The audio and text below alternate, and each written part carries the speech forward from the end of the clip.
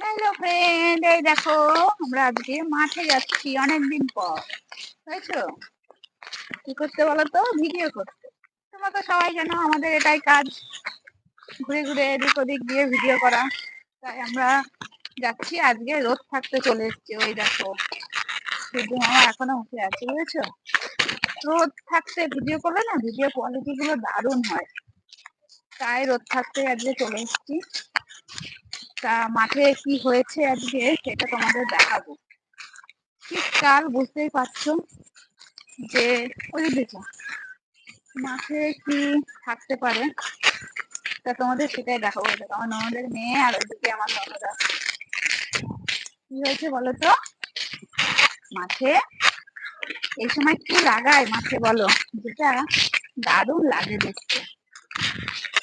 বলতে পারবে কেউ?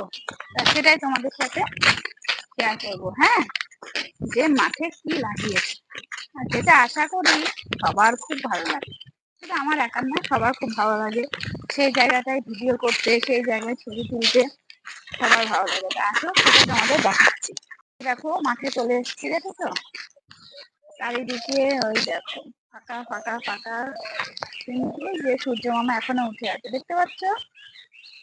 আগেই বললাম সূর্য থাকতে আজকে ভিডিও করতে এসেছি যাতে ভিডিও কোয়ালিটিটা দারুণ হয়।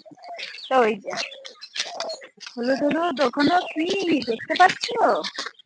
কি বলতো, জাস্ট অসাধারণ। সর্ষের ফুল, সর্ষের ক্ষেত, বুঝেছো? যেটা এই শীতকালে দারুণ লাগে।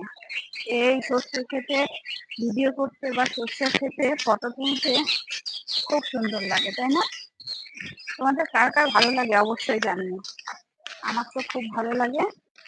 এই দেখো চারিদিকে শুধু সর্ষের ক্ষেত, কত সুন্দর লাগছে বলো জায়গাটা। আমার তো সেই লাগছে।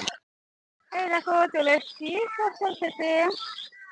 দেখো জায়গাটা কত সুন্দর লাগছে, দারুণ লাগছে। তোমাদের কার কার সর্ষের ক্ষেত এরকম ভালো লাগে তুমি তাহলে অবশ্যই জানাবে।